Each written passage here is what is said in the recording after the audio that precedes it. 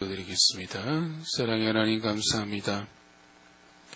우리의 삶의 날마다 주님 앞에 드려지는 향기로운 산예물 되게 하여 주시옵시고 이 땅을 살아가는 데 있어서 이 세대를 본받지 아니하고 오직 하나님의 선하시고 기뻐하신 뜻이 무엇인지 분별하여서 그 뜻 가운데 행할 수 있도록 주님 인도하여 주시옵소서.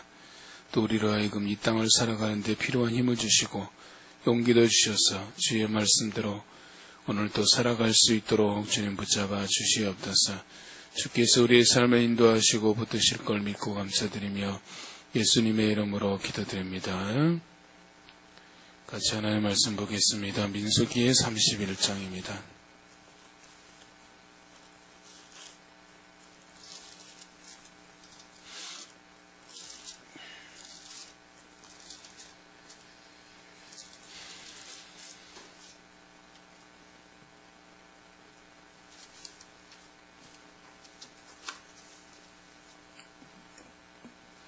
민수기 31장 1절에서 12절까지 보겠습니다.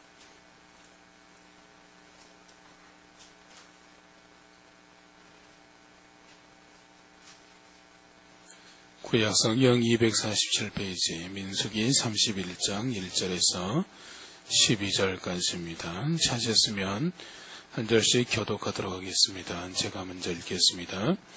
여호와께서 모세에게 말씀하여 이르시되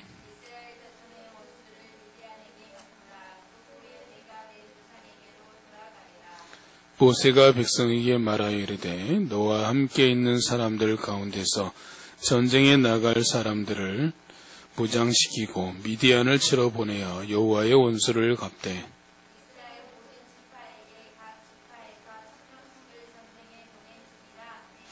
각 지파에서 1000명씩 이스라엘 100만 명 중에서 12,000명을 택하여 무장을 시킨지라.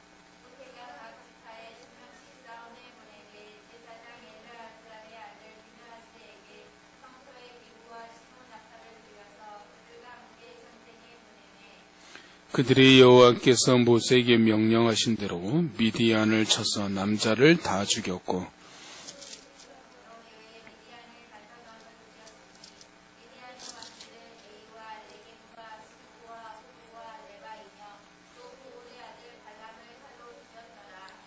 이스라엘 자손이 미디안의 부녀들과 그들의 아이들을 사로잡고 그들의 가축과 양떼와 재물을 다 탈취하고 탈취한 것, 노략한 것, 사람과 짐승을 다 빼앗았느니라. 같이 읽습니다. 그들이 사로잡은 자와 노략한 것과 탈취한 것을 가지고 여리고 맞은편 요단강가 모압 평지의 진영에 이르러 모세와 제사장 엘르아살과 이스라엘 자손의 회중에게로 나아오니라. 아멘.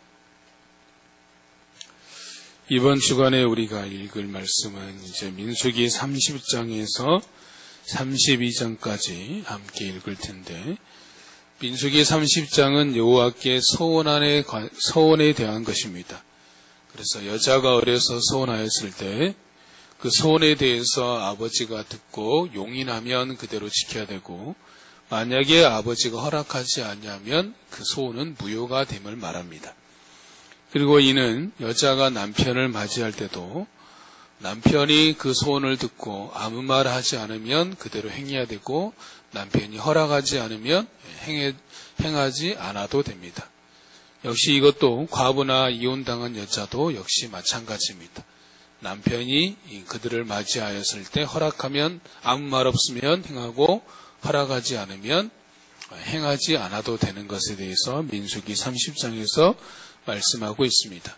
민수기 31장에서는 하나님께서 이스라엘의 자손의 원수인 미디안에게 원수를 갚으라라는 말씀을 하시고 그 명령을 행하는 것에 대해서 말씀하고 있습니다. 그리고 민수기 32장은 르벤 지파, 갓 지파, 므낫세 반 지파가 요단 동쪽, 즉 아모리 땅 아모리 왕 시온과 바산하는 옥이 다스리던 지역을 자신들에게 달라고 요구하는 장면에 대해서 말씀하고 있습니다. 오늘 우리가 보고자 하는 본문은 하나님께서 이스라엘 자손의 원수인 미디안에게 원수를 갚으라 라고 명령하신 장면입니다. 그래서 각 지파에서 1000명씩 12,000명을 뽑아서 무장을 시키죠.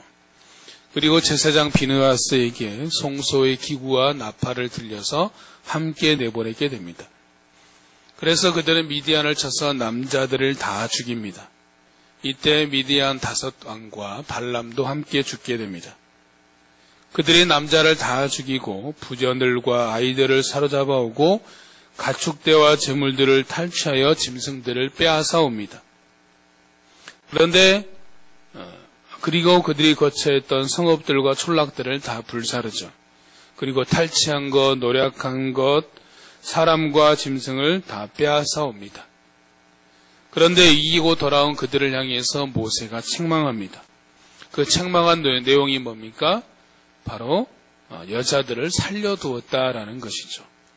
이 여인들은 발람의 꾀를 따라서 이스라엘로 하여금 바알볼에 가담하게 하여 하나님의 진노를 사게 한 사람들인데 왜 살려두었느냐라고 진노한 것이죠. 그래서 그들을 다 죽이게 합니다. 그래서 남자는 다 죽이고 오직 남자를 알지 못하는 여자들만 살려둡니다. 그리고 나머지는 다 죽이게 되죠. 그래서 또한 그리고 너희는 이랫동안 진영 밖에 주둔하여서 자신을 정결하게 하라라고 명령하는 것이 오늘 우리가 이제 민수기 31장 전체적에 나와 있는 맥락이다라고 볼 수 있습니다. 사자성어 중에 참초재근이라는 말이 있습니다. 뜻은 뭐냐면 풀을 베고 그 뿌리를 뽑아 버린다라는 거죠. 우리가 흔히 sak초재근이라고 많이 알고 있는데 그건 틀린 말이고 참초재근이 맞는 말이다라고 말합니다. 이와 유사한 말이 발본색원이라는 뜻이 있습니다. 근본을 빼내고 원천을 막아버린다라는 뜻의 발본색원과 참초재근이 비슷한 유사어로 사용되고 있습니다. 이 사자성어가 말씀드린 것은 오늘 본문의 내용과 유사하다라고 볼 수 있죠. 하나님께서 미디안에게 원수를 갚으라라고 말씀하시는 것은 발본색원하는 것이고 참초재근하는 것이다라고 말할 수 있습니다. 요즘 세상은 우리가 세상 가운데서 그리스도인으로 살아간다라는 것이 갈수록 힘들어지고 어려워지고 있는 세상이다라고 말할 수 있죠. 특별히 내가 예수님을 제대로 믿어보겠다라고 할수록 더욱 그러하다라고 볼 수 있습니다. 왜냐하면 우리가 사는 세상은 기본적으로 불의하기 때문입니다. 불의한 세상에서 우리는 그리스도인으로 살아가고 있는 것입니다. 그래서 이러한 불의한 세상에서 그리스도인으로 살아가는 모습을 레리 오스본이라는 사람은 바벨론에서 그리스도인으로 살아간다라고 그렇게 표현하고 있습니다. 즉 이스라엘이 바벨론의 포로가 되어서 그들 포로된 도시에서 살아가고 있었던 그 모습을 이제 바벨론에서 그리스도인으로 살아가는 세상의 한 복판에서 그리스도인으로 살아가는 것과 마찬가지다라고 말하고 있는 것이죠. 기본적으로 세상은 하나님을 부인하고 하나님을 믿으며 사는 사람에 대해서 대적하는 세상이다라고 말할 수 있죠. 그래서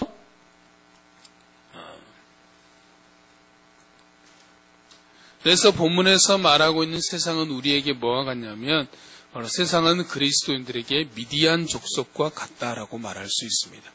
세상은 우리에게 미디안 족속이다라고 말할 수 있는 것이죠.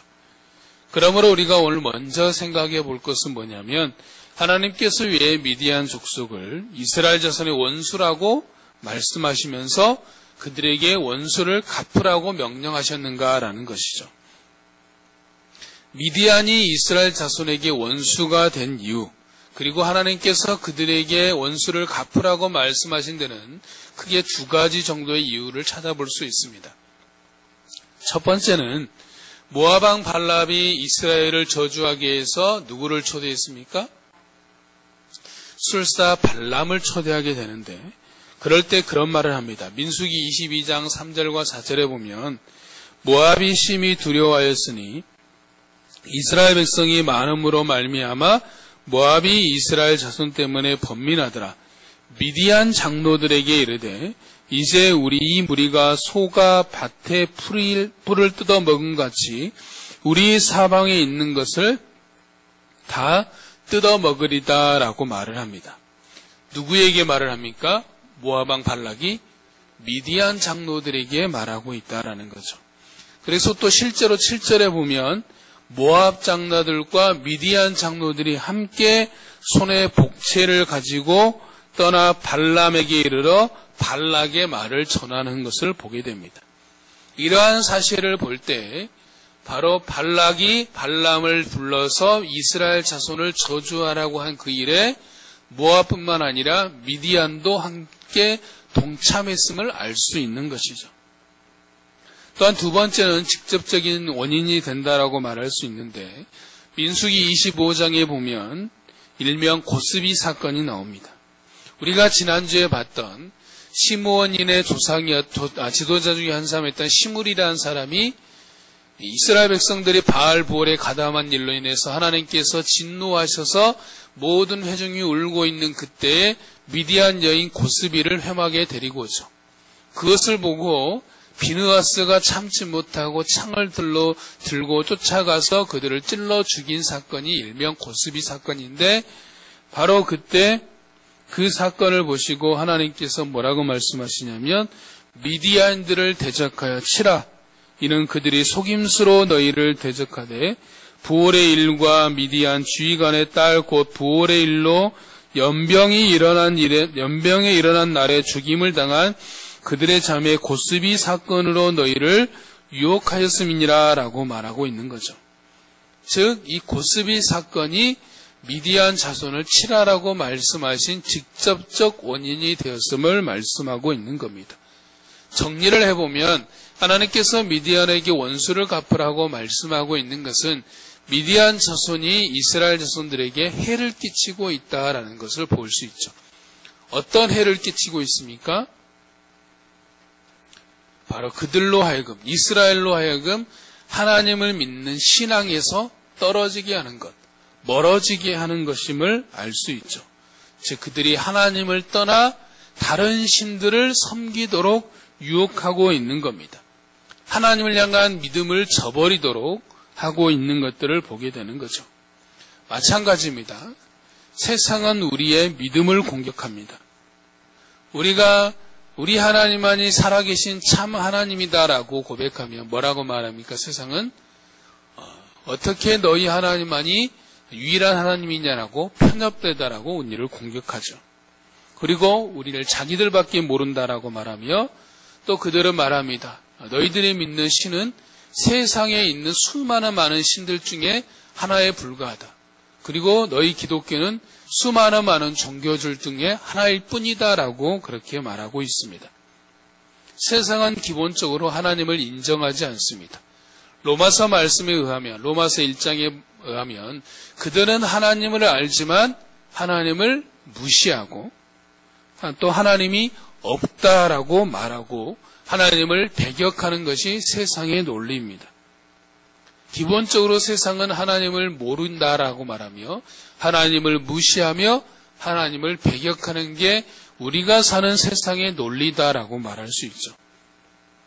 그러므로 우리가 세상을 살다 보면 우리의 믿음을 위협하는 수많은 많은 요소들이 있습니다.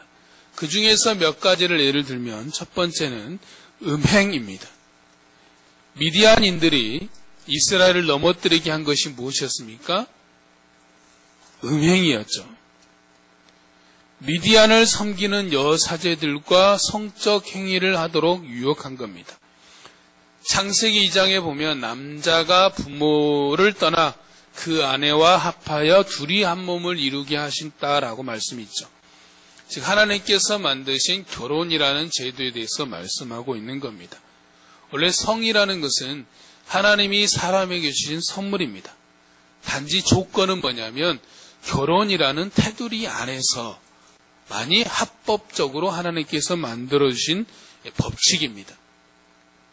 히브리어 언어에 보면 이런 성이라는 것은 영혼을 섞는 것이다 라고 말하고 있습니다. 그래서 부부는 영적으로 육체적으로 하나가 되는 것을 말하는 것이죠. 그런데 사탄은 이것을 오락거리, 눈요격거리로 삼아버린 것이죠. 그래서 이것을 요한일서 2장에서는 안목의 정욕이다라고 말하고 있습니다. 다윗이 넘어진 것도 이것이었죠. 저녁에 늦게 일어나 옥상을 거니다가 무엇을 보았습니까? 목욕하는 여인을 보고 아름답게 느낌으로 인해서 죄를 범한 것이죠. 요즘 세상은 더하다라고 볼 수 있습니다. 우리의 눈을 자극하는 것이 널려 있는 것들, 가득한 것들이 볼 수 있어요. 특별히 요즘 사람들이 가장 많이 보는 유튜브를 보면 말할 것도 없습니다. 유튜브의 구독자와 조회수를 늘리기 위해서 더 야하게, 더 자극적으로 행동하는 것들을 우리가 쉽게 볼 수 있습니다. 그 대표적인 예가 이제 유튜버에게 또는 흔히 말하는 BJ에게 풍선을 쏜다든가 돈을 쏘는 행위들이 나타나고 있죠. 그래서 돈을 더 많이 벌기 위해서 더 자극적으로 더 야하게 행동하는 것들을 우리가 보게 되는 겁니다. 이러한 성적인 문제는 교회 지도자가 넘어지는 또 이유 중에 한 가지다라고 볼 수 있죠. 많은 유명 목사님들이 그랬었고 또 최근에 제가 아는 지인을 통해서도 그 교회도 그 목사님이 어떤 교회 직원과 바람이 나서 사임했다는 이야기도 들었습니다. 두 번째 우리의 믿음을 위협하는 것이 있다라면 돈입니다. 성경에서 돈에 대해서 뭐라고 말하고 있냐라면 돈을 사랑하지 말라라고 말씀하고 있습니다. 돈을 사랑하는 것은 일만하게 뿌리다라고 말하고 있죠. 돈이 필요 없다라고 말하는 것이 아니라 돈을 사랑하지 말라. 돈 자체가 너의 인생의 목적이 되게 하지 말라라는 것이죠. 요즘 우리나라를 보면 돈 공화국이라고 정의할 수 있을 것 같아요. 모든 사람들이 이 돈이라는 것에 매몰되어 살아가는 것을 보게 됩니다. 제가 요즘 한참 유행인 드라마인 오징어 게임을 잠깐 봤는데 그 스토리가 그렇습니다. 그거에 관련된 대부분의 사람들이 빚진 사람들이 모여서 생존 게임을 하는 것인데 그래서 처음에 우리가 잘 아는 무궁화꽃이 피었습니다라는 게임을 해서 많은 사람이 죽는 걸 논으로 봅니다. 그래서 이제 게임을 중단할 수 있게 됐는데도 사람들이 게임을 계속해서 선택한 이유는 뭐냐면 눈앞에 돈이 나타난 거죠. 그래서 한 사람당 1억의 현금이 걸린 거죠. 그것을 보니까 당장의 눈앞에 돈이 보이니까 죽을 수 있다는 것을 알지만 그 돈의 유혹을 뿌리치지 못하고 계속해서 그 게임에 참여하게 됩니다. 그 죽음이 나에게 해당되지 않을 것이다 라고 생각을 하게 되는 것들을 보게 되죠. 더 간단하게 말하면 돈의 유혹을 뿌리치지 못한다라는 것을 볼 수 있죠. 사실 우리나라 사람들이 가장 크게 분노하는 게 뭡니까? 바로 돈과 교육에 관한 부분입니다. 특별히 돈에 가장 밀접하다고 볼 수 있죠. 그게 바로 주택, 토지, 집 문제가 바로 돈과 연관되어 있기 때문이다라고 볼 수 있죠. 교회에서 갈등을 일으키는 많은 부분들도 이 돈 문제다라고 볼 수 있습니다. 요즘 사람들이 그렇게 말합니다. 11조는 구약의 율법이니까 안 해도 되는 것이 아니냐라고 말하는 사람들이 있는데 저는 이렇게 말하고 싶습니다. 11조는 돈의 주인이 누구냐라는 것을 보여주는 겁니다. 돈의 주인이 나입니까? 하나님이십니까? 그에 따라서 달라지게 되는 겁니다. 돈의 주인이 나라고 생각하면 안 하는 것이고 돈의 주인이 하나님이시다라고 생각하면 할 수밖에 없는 겁니다. 그러나 우리가 기억할 것은 돈은 하나님이 주신 선물임을 잊지 말아야 된다라는 겁니다. 세 번째 우리의 믿음을 유혹하는 요소는 교만입니다. 전에 한번 교만에 대해서는 설명드렸기에 간단하게 말씀드리면 교만은 하와가 넘어진 결정적 원인이 되었죠. 뱀이 여자를 유혹할 때 뭐라고 유혹했습니까? 이 선악과를 먹으면 어떻게 된다라고 했죠? 눈이 밝아져 하나님과 같이 되어 선악을 분별할 줄 알게 될 것이다 라고 말하죠. 여자가 넘어간 결정적 이유는 뭐냐면 하나님과 같이 된다라는 것이죠.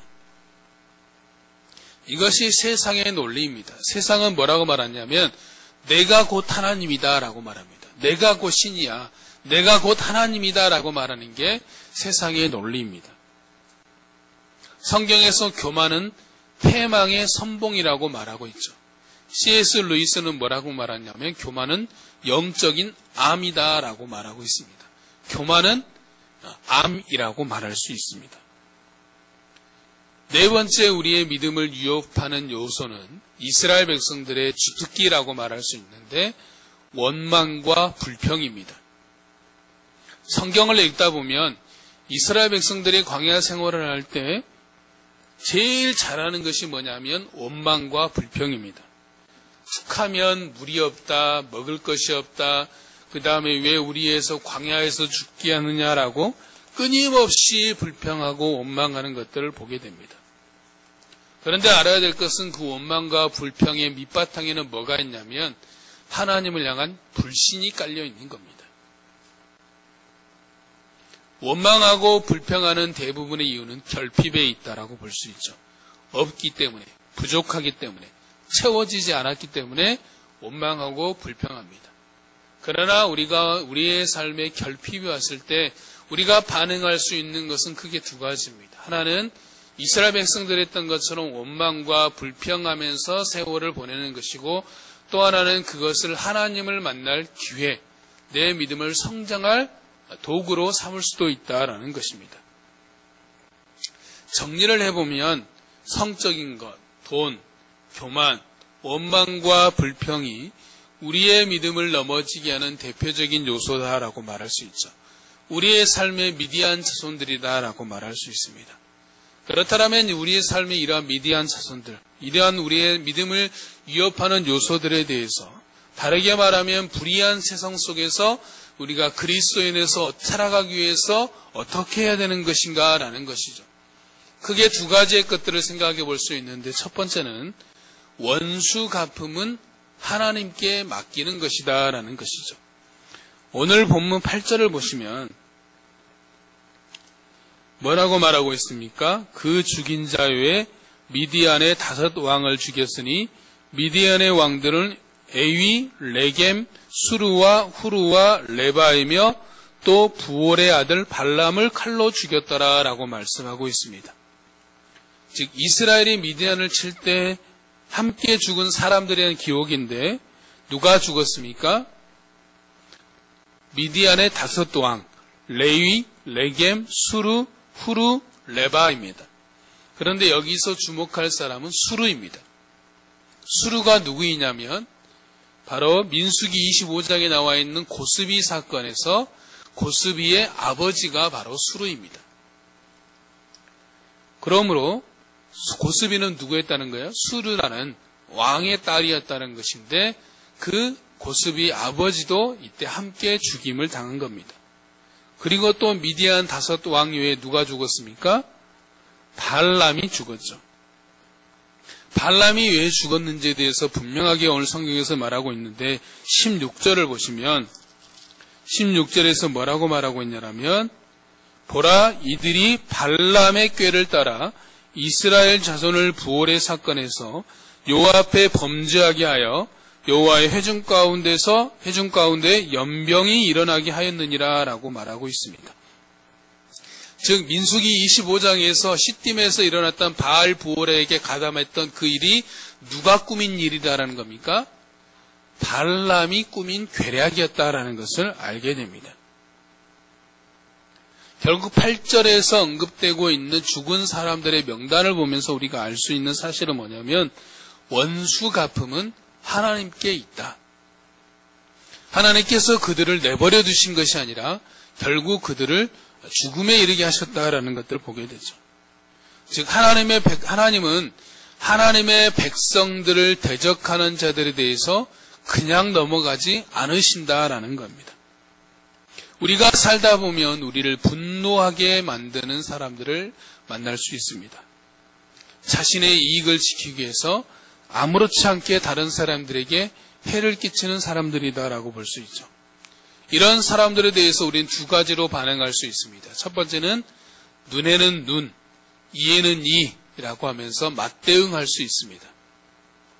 두 번째는 참고 그 일을 자신이 하려고 하지 않고 하나님께 맡기는 것입니다. 다음 말씀을 보겠습니다.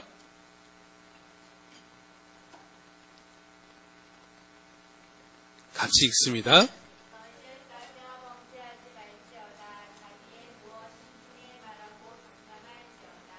아멘. 무슨 말씀입니까? 분노에 사로잡혀 범죄하지 말라라는 거죠. 그리고 대신에 자리에 누워서 심중에 말하고 잠잠하라라는 겁니다. 심중에 말하라는 것은 입으로 내뱉지 말고 마음으로 참고 견디라라는 겁니다. 그러면 우리는 참기만 해야 되는가? 그렇지 않고 참는 대신에 참으면서 그 일을 너가 하려고 하지 말고 하나님께 맡기라라는 겁니다. 즉 하나님께서 하시도록 양보해 드리라라는 겁니다.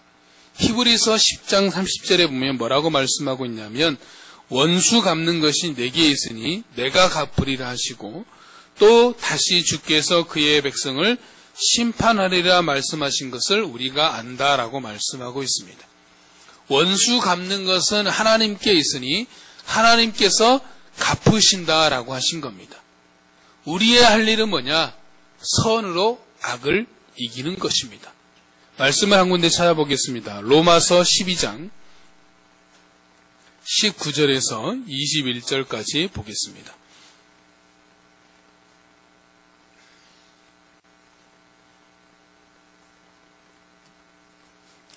로마서 12장 19절에서 21절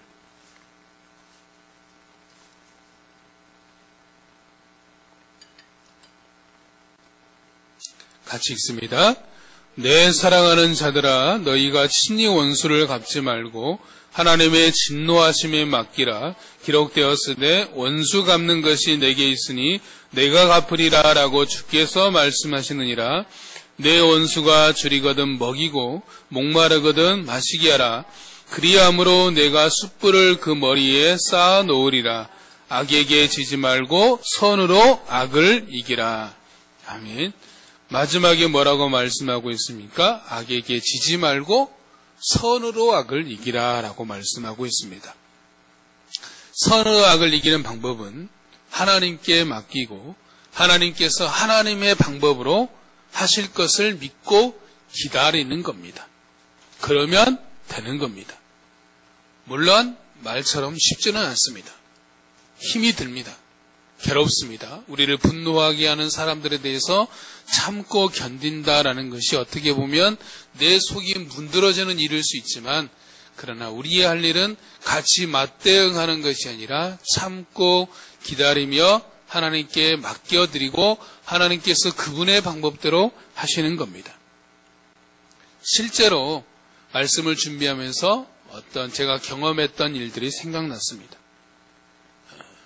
그 사례를 이야기할 수는 없지만 그러나 나중에 보니까 하나님께서 그 일에 대해서 친히 갚아주셨다라는 것들을 알게 되었습니다.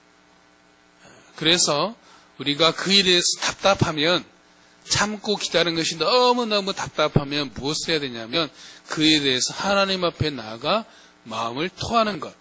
토하면서 그분이 그분의 방법대로 하시도록 참고 기다리는 것이다 라고 말할 수 있습니다. 성경에서는 분명히 말합니다. 원수 갚음은 내가 할 테니까 내게 맡기라 라고 말씀하고 있는 것이죠. 두 번째, 불의한 세상에서 우리가 그리스도인을 살아가기 위해서는 순전함을 유지하는 겁니다. 이것을 이해하기 위해서는 히브리어 말 중에 헤렘이라는 말이 있습니다. 이것을 이해해야 되는데 헤렘이라는 것은 우리말로 하면 진멸이라는 뜻입니다. 성경에 보면 하나님께서 가끔 헤렘하시라고 명령하실 때가 있습니다. 다 없애버려라, 진멸하라라고 말씀하실 때가 있죠. 그렇다면 왜 하나님께서 진멸하라고 말씀하시는가? 사실 오늘 본문도 보면 하나님께서 미디안을 진멸하라고 하신 것을 알 수 있습니다. 물론 진멸하라고 직접적으로 언급하지는 않았지만 그것을 알 수 있는 장면이 뭐냐면 모세가 여자들을 살려왔을 때 그들에게 뭐라고 합니까? 왜 그들을 살려두었느냐라고 그들을 책망하는 장면에서 알 수 있죠. 하나님께서 진멸하라고 말씀하실 때 그것에 대해서 순종하지 않은 대표적인 인물이 누구입니까? 사울 왕입니다. 사무엘상 15장에 보면 하나님께서 아말렉 사람들 향하여 진멸하라고 명령하셨는데 사울 왕은 어떻게 했습니까? 낮고 천한 것만 없애고 좋은 것들은 따로 남겨두고 그리고 자기를 위한 기념비를 세운 사람이 사울 왕입니다. 그것을 보시고 하나님께서 사울을 버리시고 다윗을 선택하게 되시는 것들을 보게 되죠. 이러한 하나님께서 진멸하시는 하나님의 명령을 보고 사람들은 말합니다. 하나님이 잔인한 것 아니냐고 말하죠. 그러면 하나님께서 왜 이런 명령을 하셨는가라는 것들을 우리가 생각해 봐야 되는데 그것은 바로 순전함을 위해서입니다. 이스라엘 백성들이 순전함을 유지하기 위해서, 순전함을 지키도록 하기 위해서 하나님께서 때로는 이방 민족들을 진멸하라고 명령하신 것들을 보게 됩니다. 즉 이스라엘의 순전함을 지키기 위한 하나님의 조치라는 것을 볼 수 있죠. 그럼 순전하다는 것은 뭐냐라는 거죠. 순전하는 것은 히브리어로 에베트라는 뜻인데 바로 신실하다, 의롭다, 정의롭다라는 것이고 헬라어로 보면 순전하다는 것은 섞이지 않았다, 혼합되지 않았다라는 의미를 담고 있습니다. 즉 정리를 해보면 순전하다는 것은 순결하다, 신실하다라는 것을 말하는 겁니다. 다른 것과 섞이지 않고 혼합되지 않는 순수한 마음, 순결한 마음을 말하는 겁니다. 하나님께서는 이스라엘 백성들이 하나님을 섬기는 동시에 다른 이방신을 섬기는 것을 용납할 수 없었다는 것이죠. 즉 그들이 하나님을 섬기면서 동시에 다른 신을 섬긴다라고 하면 그들의 신앙들이 혼합되거나 섞이는 것을 용납하지 않으신다라는 겁니다. 그래서 하나님께서 그들이 가나안 땅에 들어가던 그들의 사람들과 그 땅의 사람들과 혼인하지 말라고 말씀하신 이유가 여기에 있다라고 볼 수 있죠. 하나님을 향하여서 순전함을 잘 지켰던 인물 중에 한 사람이 누구냐면 갈렙입니다. 이스라엘 백성들이 가데스 바네아에서 40일간 정탐하고 돌아와서 여호수아와 갈렙을 제외한 10명이 그 땅을 약평하였죠. 그런데 여호수아와 갈렙만이 그들은 우리의 밥이다, 먹이다라고 믿음의 고백을 하게 되는데 그러한 갈렙에 대해서 성경은 뭐라고 평가하고 있냐면 하나님을 온전히 따랐다라고 말하고 있습니다. 하나님을 온전히 따랐다라는 것은 뭡니까? 그것이 순전함입니다. 즉 그 말은 뭐냐면 상황과 환경에 따라 흔들리지 않고 변함없이 하나님을 신뢰하고 그 말씀대로 순종했다라는 것을 말하는 겁니다. 순전함이란 다른 것이 아닙니다. 변함없이 한결같이 하나님을 향한 신뢰를 가지는 것입니다. 그분을 언제나 신뢰하고 순종하는 것이다 라고 말할 수 있습니다. 환경에 좌우되지 않고 그분만을 의지하고 사랑하는 것이 순전함입니다. 물들지 않은 마음, 섞이지 않은 마음, 혼합되지 않는 마음이다 라고 말할 수 있죠. 다음 말씀 봐봅시다.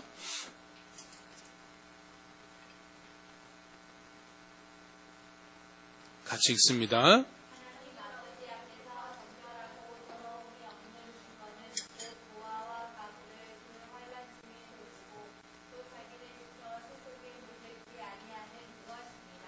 아멘.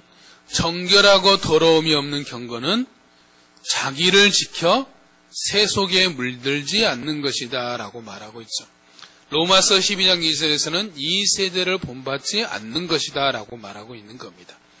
즉 순전함이란 하나님 한 분만을 온전히 사랑하는 것입니다. 하나님도 사랑하는 것이 아니라 하나님만 사랑하는 것이 순전함입니다.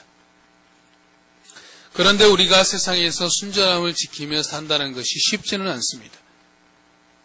그래서 우리가 삶에서 순전함을 지키며 살아가기 위해서 필요한 것이 있습니다. 그것은 바로 용기입니다. 우리가 불의한 세상에서 그리스도인에서 하나님 앞에서 순전함을 지키며 살기 위해서 반드시 있어야 되는 것이 있다라면 바로 믿음의 용기가 필요하다라는 것입니다.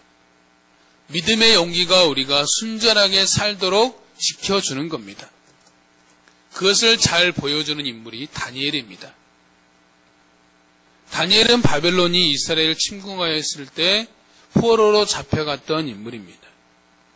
바벨론의 정책 중에 하나가 뭐냐면 뛰어난 인물들을 인재를 선발하여서 그들에게 바벨론의 교육을 교육시켜서 바벨론의 문화를 교육시켜서 그들을 바벨론에서 필요한 사람으로 활용하는 것이 바벨론의 정책이었습니다.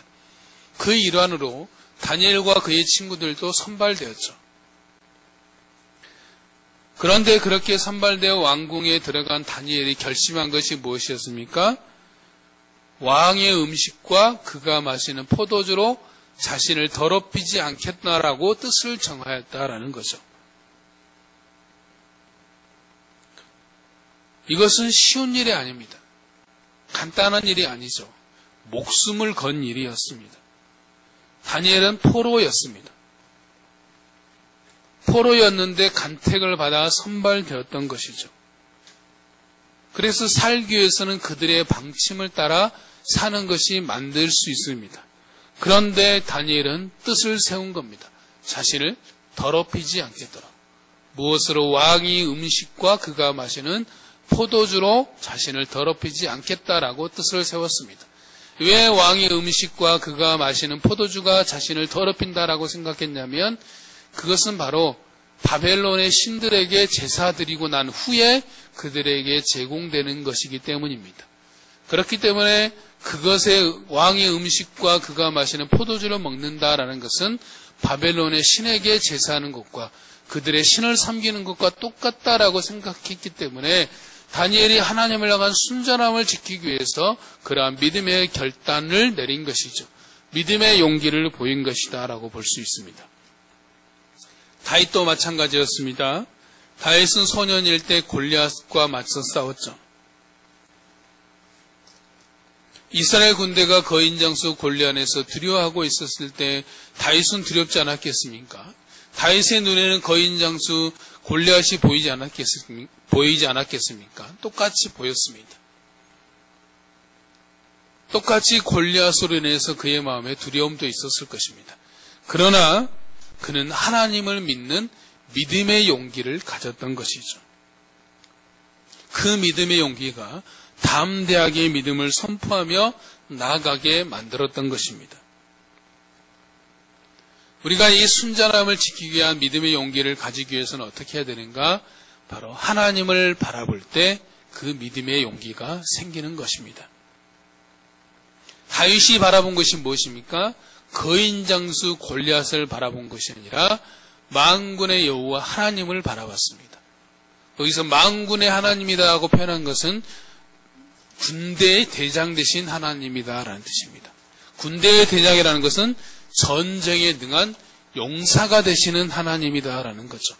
다윗이 바라본 것은 그냥 하나님이 아니라 전쟁에 능한 용사가 되시는 모든 군대의 대장 되시는 그 하나님을 바라봄으로 용기를 내었다라는 것을 볼 수 있죠. 다음 말씀 봐봅시다. 같이 읽습니다. 영광의 왕이 누구시냐? 강하고 능한 여호와시요 전쟁에 능한 여호와시로다. 아멘. 우리 하나님은 전쟁에 능한 용사가 되시는 분이십니다. 전쟁에 능한 용사가 되시는 그분이 우리를 위해 싸우신다라고 말씀하십니다. 여호수아가 죽은 뒤에 모세가 죽은 뒤에 여호수아가 그 뒤를 이어 지도자가 되었습니다. 그런데 모세가 죽었습니다. 모세가 죽음으로 인해서 여호수아의 마음속에 두려움이 찾아왔죠. 내가 모세처럼 이 말 많은 탈 많은 이스라엘 백성들을 잘 이끌 수 있을까라는 마음의 두려움이 있었습니다. 그때 여호수아에게 하나님께 찾아와서 말씀하시죠. 내 평생에 너를 대적할 자가 없게 할 것이다. 내가 너와 함께 있어 내가 모세와 함께 있던 것 같이 내가 너와 함께 할 것이다.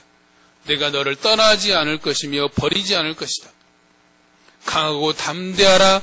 너는 내가 그들의 조상에게 맹세하여 그들에게 주리라 한 땅을 이 백성에게 차지하게 할 것이다 라고 말씀하십니다. 무슨 말씀입니까? 내가 너와 함께 있어 너를 평생에 너를 대적할 자가 내 평생에 너를 대적할 자가 없게 할 것이다. 내가 너와 함께 있어 너를 떠나지 않을 것이며 버리지 않을 것이다. 그리고 약속한 땅을 내가 차지하게 할 것이다 라고 말씀하시는 거죠. 간단하게 말하면 하나님께서 하여 주시겠다라고 말씀하는 겁니다.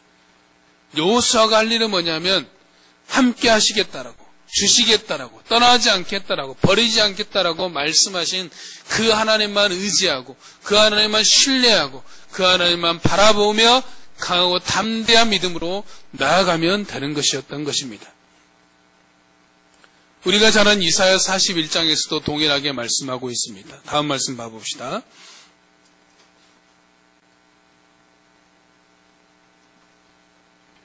같이 읽습니다.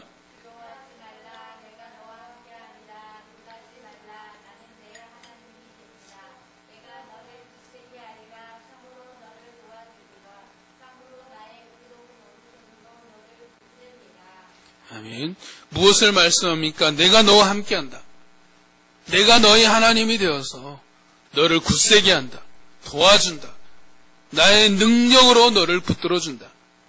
더불어서 그 아래 말씀이 무엇을 말하고 있냐면 너에게 노하던 자들이 수치와 욕을 당할 것이며 너와 다투던 자들이 아무것도 아닌 것이 될 것이다.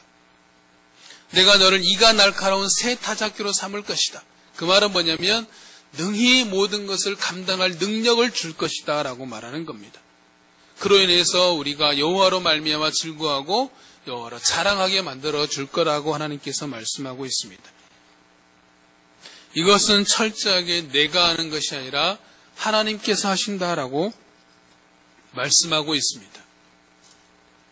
우리의 할 일은 뭐냐면 그렇게 행하여 주신다라고 말씀하시는 그분을 바라보고 그분을 신뢰하며 그분을 의지하며 나아가면 되는 것입니다.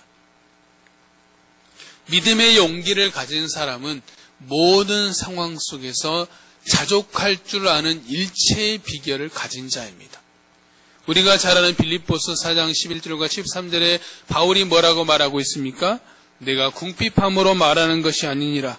어떠한 형편이라든지 나는 자족하기를 배웠노니 나는 비천에 처할 줄도 알고 풍부에 처할 줄도 알아.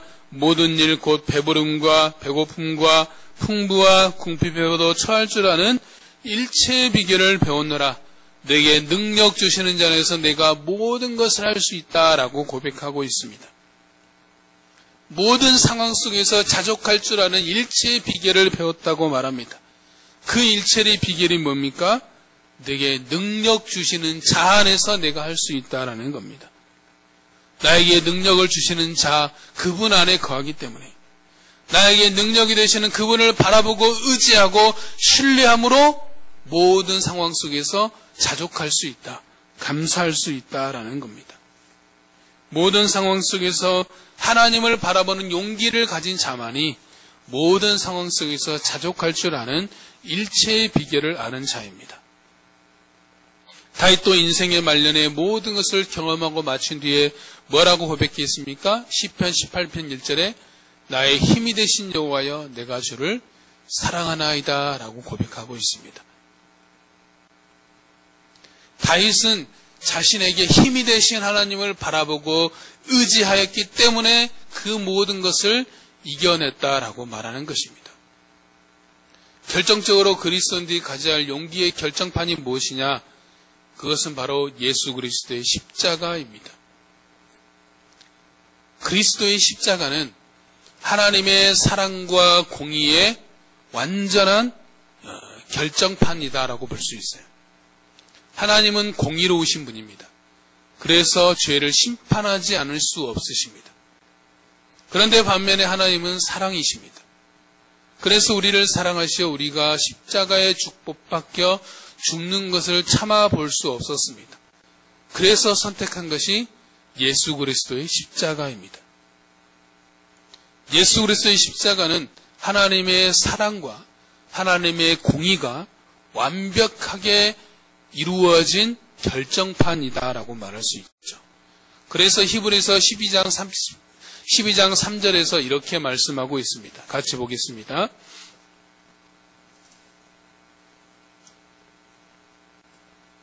같이 읽습니다.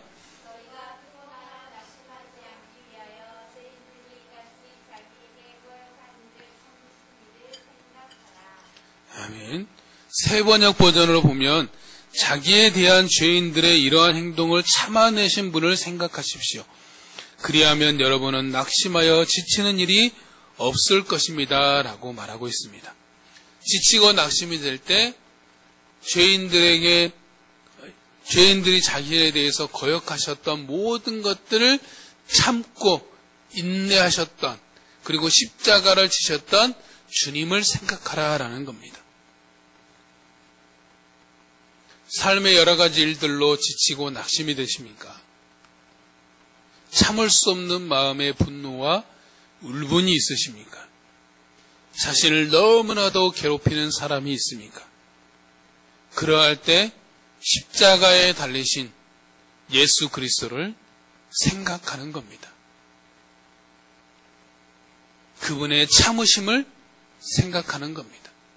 십자가에 달리신 예수 그리스도를 바라보는 것입니다. 그리스도의 십자가를 바라볼 때 하나님께서 우리에게는 그 모든 것들을 감당할 힘과 용기를 주시는 것입니다. 그러므로 우리가 매일 이렇게 기도하며 나아갔으면 좋겠습니다. 주님, 오늘을 살아갈 힘과 용기를 주옵소서. 주님이 주시는 힘과 용기로 담대하게 하옵소서. 항상 모든 상황 속에서 주님을 바라볼 수 있는, 항상 모든 상황 속에서 주님만 바라볼 수 있는 믿음의 용기를 주소서라고 우리가 기도하며 나아갔으면 좋겠습니다. 주님, 오늘을 살아갈 힘과 용기를 주소서. 그 힘과 용기로 담대하게 하소서. 모든 상황 속에서 주님만 바라볼 수 있는 힘과 용기를 주소서라고 이번 한 주간 기도하면서 주님이 주시는 힘과 용기로 담대하게 이번 한 주간을 살아가는 우리 모든 성도 되시기를 주의 이름으로 축복합니다. 우리 같이 찬양하겠습니다.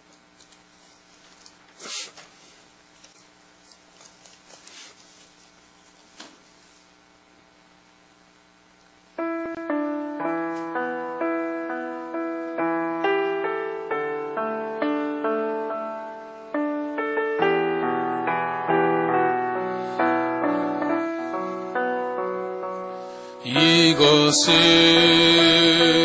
너희에게 이름은 너희로 내 안에서 평안을 영원토록 누리게 하려 함이라.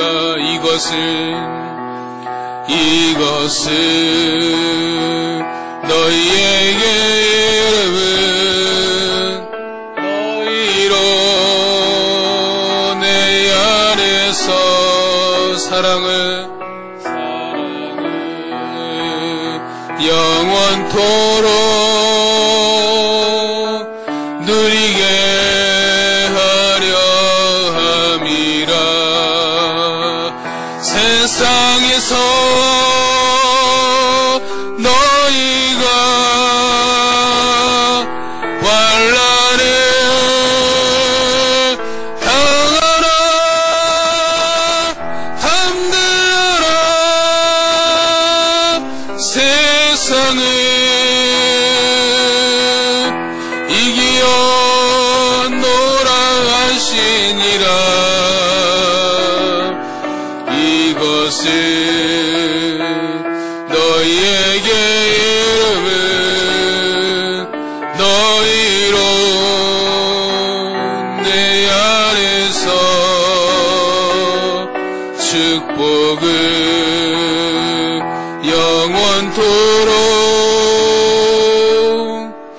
누리게 하려 함이라. 세상에서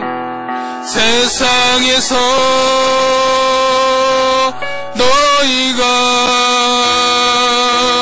환난을 당하라.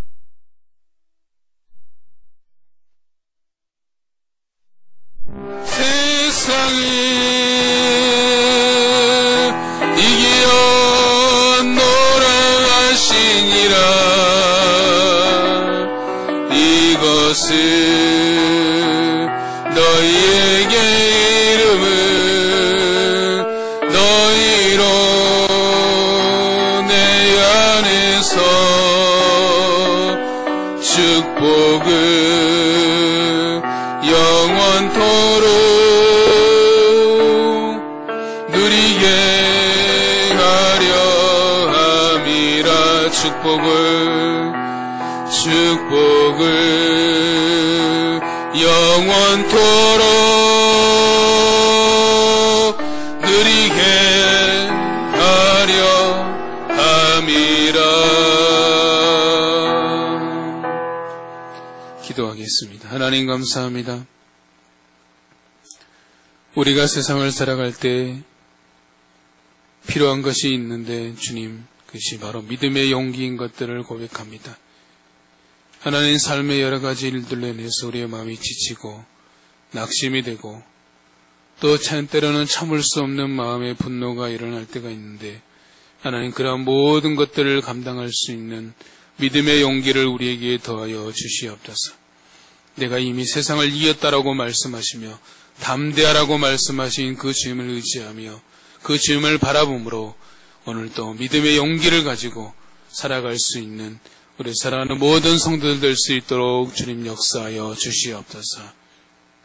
지금은 우리 주 예수 그리스도의 은혜와 하나님의 크신 사랑과 성령님의 감화감동 교통하심이 하나님이 주시는 힘과 용기로 이 땅을 살아가기를 소망하는 사랑하는 모든 성도들 머리 위에 지금부터 영원까지 항상 함께 있을지어다.